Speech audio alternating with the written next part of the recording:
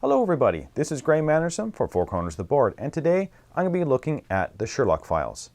Now I'm always on the lookout for a good puzzle or deduction game. I absolutely love the idea, but I don't always love the implementation. Some games, for me, definitely work better than others, but at their core, I just can't get enough of them. When I first picked up this box, I thought I was going to be acting as Sherlock Holmes, but looking at the three included cases, they span various time frames from 1923 all the way up to the age of jet travel. Now, there are three cases included in this box, and each one is completely independent of the other, so it doesn't matter what order you do them in. But at the end of each case, you're comparing your score to the score that Sherlock Holmes got to see how well your group did. Now, the gameplay is very simple, and it's completely cooperative, which you need to be gathering clues, piece the clues together, and determine which clues are important to the case. Then finally identify who did it, how they did it, and of course, why they did it. So, did this game live up to my lofty expectations? Let's get it to the table, see how it's played, and don't worry, I'm not going to spoil any of the stories. Then we'll come back for my final thoughts on the Sherlock Files elementary entries.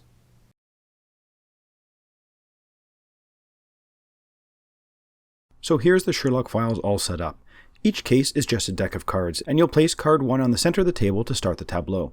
You'll shuffle all the cards together and deal out 3 cards to each player. Now before you start, you'll read out the introduction to the case, which will give you the situation that your team is in. During the game, it is crucial to share information, but when a card is in your hand, you cannot show it to anybody, but you can read aloud and discuss anything that is underlined, like this, or framed with a paperclip, like this. I have, of course, blurred out the text and changed the keywords as to not spoil anything. On a player's turn, they will do one of the following. They will either play a card to the center of the table so that all players can see and read the card, or discard a card from your hand. Now, if you discard a card, you can no longer talk about that clue anymore until all the cards have been played. When you've done your action, you draw a card. When all the cards have been played, either onto the table or discarded, the players will discuss what they think happened and come up with a consensus of who did it, how, and why. And now is also the time that you can discuss the cards that you have previously discarded. Once you've done that, you'll open up the sheet for the case and there will be 10 questions for you to answer, all multiple choice. Once you've answered them, you open up the sheet fully to reveal the answers to the questions and a full explanation of the solution. You'll get 2 points for each question you answered correctly. In the answer sheet as well, there will be a list of cards that were irrelevant to the case. And if that card is listed there, and if the card is face up on the table, it will be worth -1 point. When you get the final score, you'll see how it compared versus Sherlock Holmes, who almost always scores 19 to 20 points. So that's how the game plays. Let's get back to the table to see what I thought about the Sherlock Files elementary cases. So let's have a look at theme and components. Now the theme itself actually kind of confuses me. You're competing against Sherlock Holmes to see if you can do as well as he can, which honestly is the same theme as the Sherlock Holmes Consulting Detective game, which I don't mind in that game because those cases all happen in the correct time period. That is the Victorian or Edwardian eras, between I think 1880 and 1914. The cases in this game seem to range from 1923 to modern times. So how am I competing against Sherlock Holmes? Also, we're supposed to be as a team, but decide not to share clues with each other? I'm not sure the theme makes any sense even with a suspension of disbelief. Now, if you ignore the Sherlock Holmes theme altogether and just assume that you're detectives in a police precinct that arrived at a crime scene, then maybe it would work. I just don't know why the forcing of Sherlock Holmes into this game, it just didn't feel right to me. The components themselves are fine. You have 3 sets of 32 cards each with decent artwork, nothing fancy, but all functional. And the quality of cards, again, is fine, but nothing spectacular. But since you're only going to be playing each case once, the card quality is more than adequate. So what about the gameplay? Now, as you saw from the walkthrough, there almost is no gameplay. You either play a card or discard a card, and then you end your turn by drawing a card. That's it. The actual gameplay is played between the players, trying to figure out what happened. And this is where the gameplay is really, really good and not so good at the same time.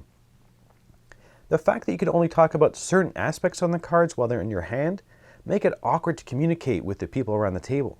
Combined with the fact that you can't discuss a card once it's been discarded until all the cards have been played, just felt kind of weird. Now, if I discarded a card that said the victim enjoyed drinking Coke, for example, and then I discarded that card so I can't talk about it anymore, then someone else says, oh, they have a card in their hand about poison being in liquid form was found. I technically can't say anything about the card I discarded, so how do I tell them then that card might be a good clue to place on the table? Am I supposed to not know about his love of Coca-Cola? It just sometimes felt odd. And the fact that you lose points for placing irrelevant clues on the table makes the start of the game more tense, I suppose.